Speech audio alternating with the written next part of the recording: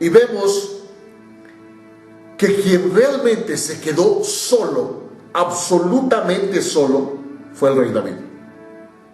Porque a partir de ese momento, nunca más volvió a tener paz, ni consigo mismo, ni con su familia.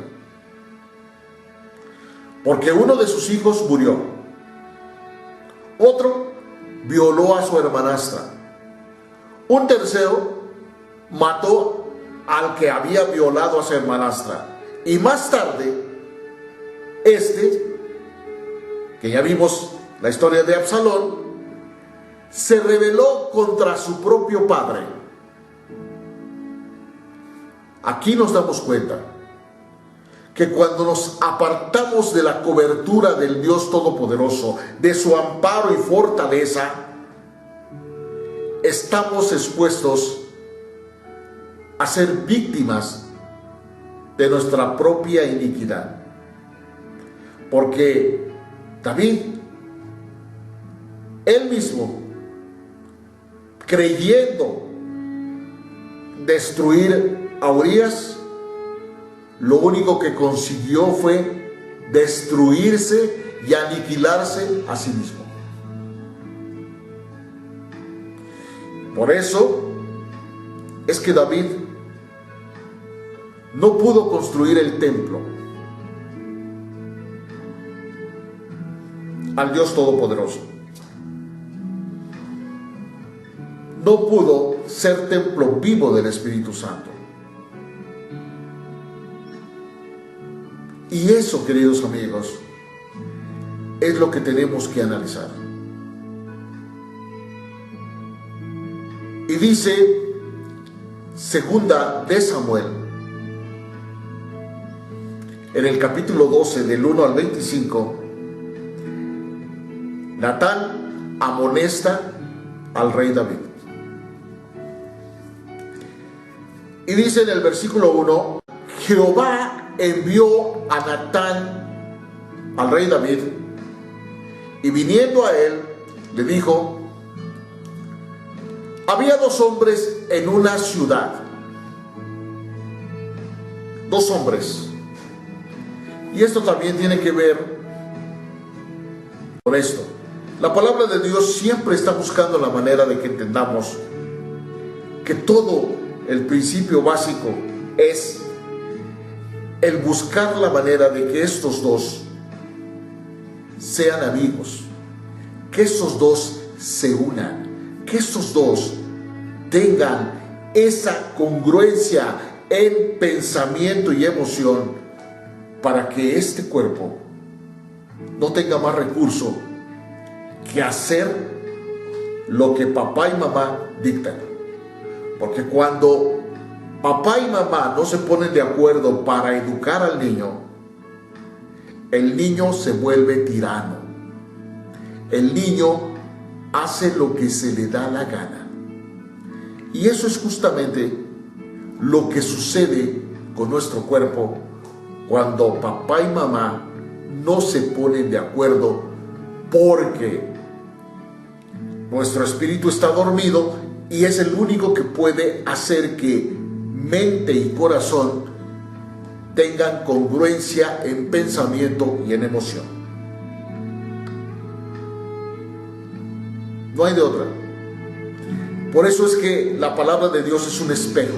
Tenemos que ver dónde está, cuáles son nuestros pensamientos recurrentes, cuáles son nuestros sentimientos recurrentes, cuál es justamente la congruencia que puede existir entre ambos, y si hay alguno que predomine más que el otro.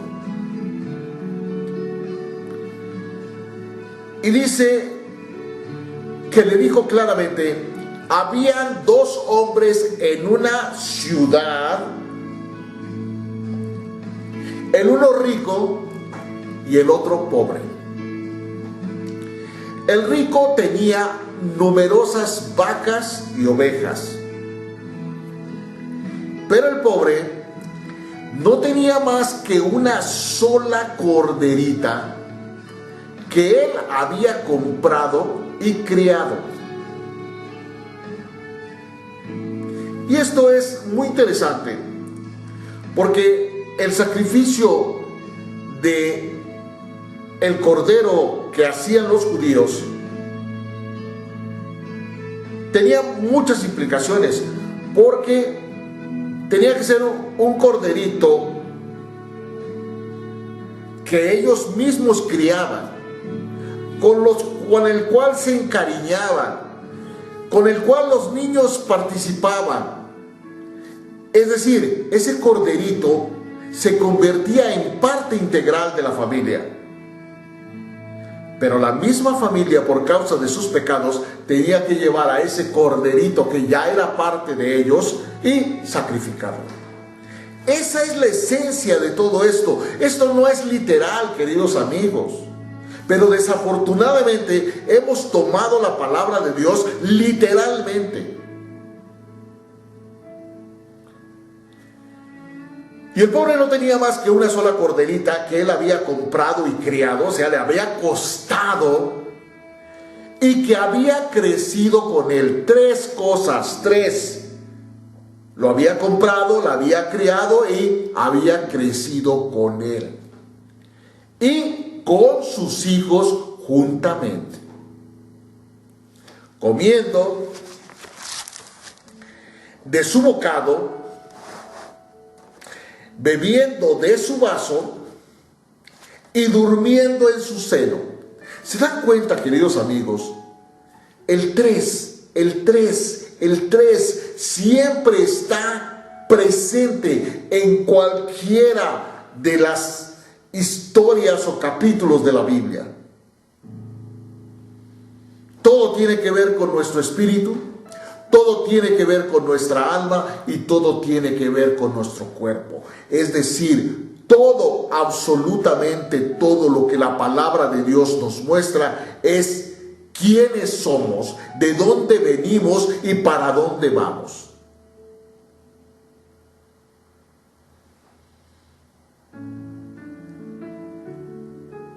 Y la tenía como a una hija. Ahí está. Nuestro espíritu, nuestra mente, nuestro corazón y nuestro cuerpo.